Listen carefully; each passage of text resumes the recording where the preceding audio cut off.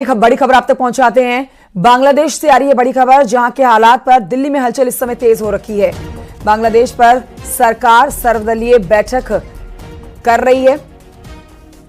हालात पर सरकार सभी दलों को जानकारी देगी। बैठक में गृह मंत्री समेत कई बड़े नेता इस समय शामिल हैं।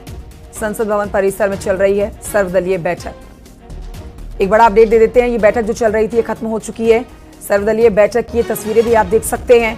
बेहद महत्वपूर्ण बैठक। पड़ोसी मुल्क में जो इस समय हालात है आरक्षण के मुद्दे को लेकर, जो पिछले कई महीनों से जिसकी आहट बनी हुई थी कि हालात बिगड़ेंगे, अब आखिरकार वो हालात बिगड़ चुके हैं।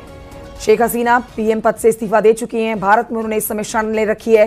सर्वदलीय बैठक हुई है जिसमें तमाम नेता जो हैं वो शामिल हुए हैं। पक्ष विपक्ष के नेता ने बैठक की है।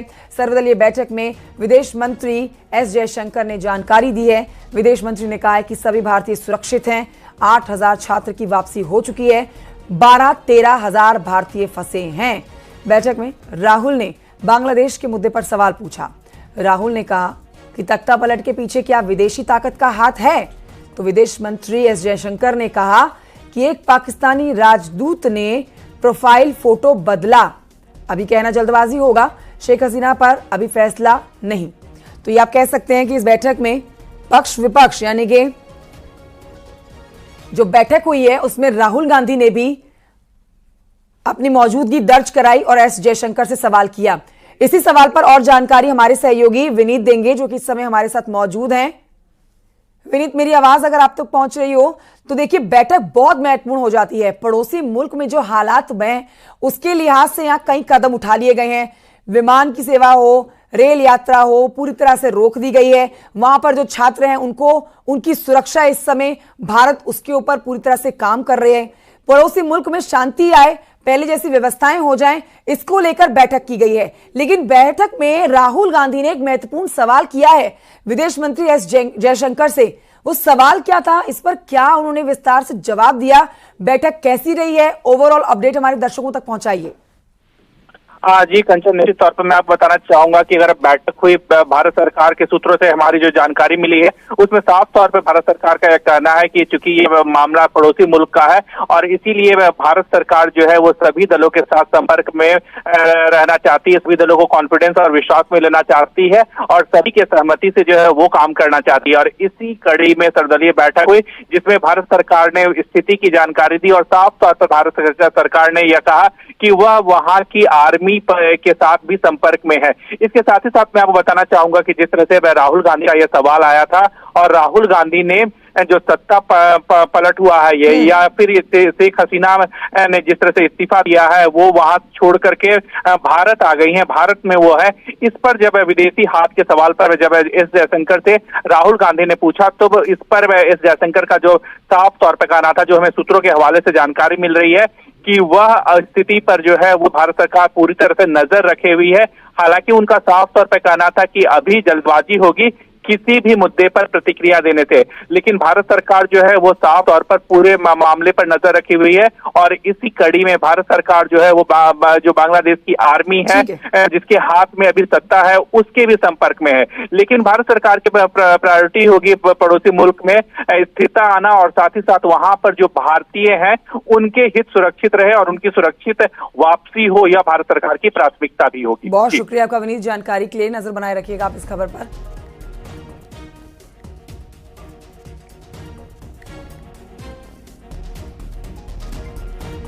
तो बांग्लादेश में हुए सत्ता परिवर्तन के बाद बांग्लादेश के प्रधानमंत्री शेख हसीना कल देर शाम गाजियाबाद के हिंडन एयरवेज से पहुंची हैं, इंडियन एयरवेज पर पहुंची हैं भारत, और इसके बाद से ही उन्हें हिंद एयरवेज के सेफ हाउस में रखा गया है।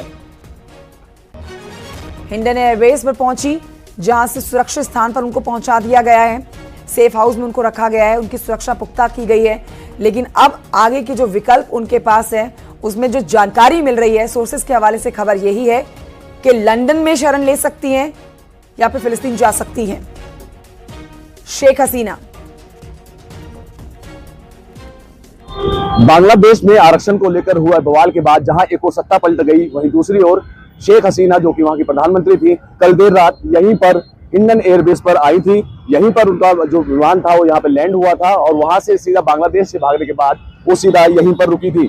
आज सुबह की अगर हम बात करें तो सुबह उन्होंने यहाँ नाश्ता किया है, उनको सेफ हाउस में यहाँ रखा गया है। बताया ये भी जा रहा है, अगर सूत्रों की माने तो संभवतः आज शाम तक वो अपनी बेटी के पास दिल्ली जो रहती हैं उनके पास भी जा सकती हैं। कैमरा पर्सन सतीश के साथ अमित राणा, न्यूज़ 18 उत्तर प्रदेश।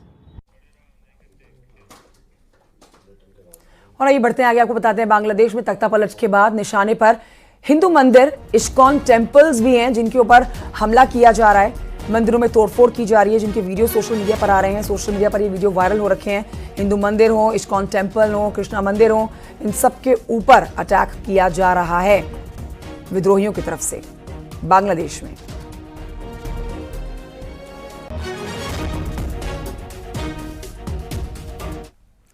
तो बांग्लादेश में कई जगहों पर हिंदू समुदाय को निशाना भी बनाया गया है। आवामी लीग से जुड़े 2 हिंदू नेताओं की हत्या कर दी गई है। विरोध प्रदर्शन के दौरान हिंदुओं के घरों में और मंदिरों में हमले किए जा रहे हैं। ये तस्वीरें भी आपको दिखा रहे हैं। मंदिर के सामने जो आगजनी की गई है, मंदिर के अंदर भी तोड़फोड़ किए गए हैं। ऐसे कई सोशल मीडिया पर इस समय वीडियोस वायरल हो रहे हैं जिनमें आप देखेंगे कि बांग्लादेश में जो इस समय हिंसक तस्वीरें निकलकर सामने आ रही हैं, उसमें हिंदू समुदाय के लोग और हिंदू मंदिरों को निशाना बनाया जा रहा है। विशेष रूप से इस्कॉन टेम्पल, काली मंदिर, जहां पर विद्रोहियों ने अपना विरोध दर्ज कराया। हरधन रॉय नामक हिंदू पार्षद को रंगपुर में मार डाले जाने की भी खबर आ रही है। बताया जा रहा है कि हिंसा की आड़ में हिंदू पत्रकार की हत्या हुई है। रायगंज प्रेस क्लब को घेरकर प्रदर्शनकारियों ने पत्रकार प्रदीप कुमार भौमिक को मार डाला है।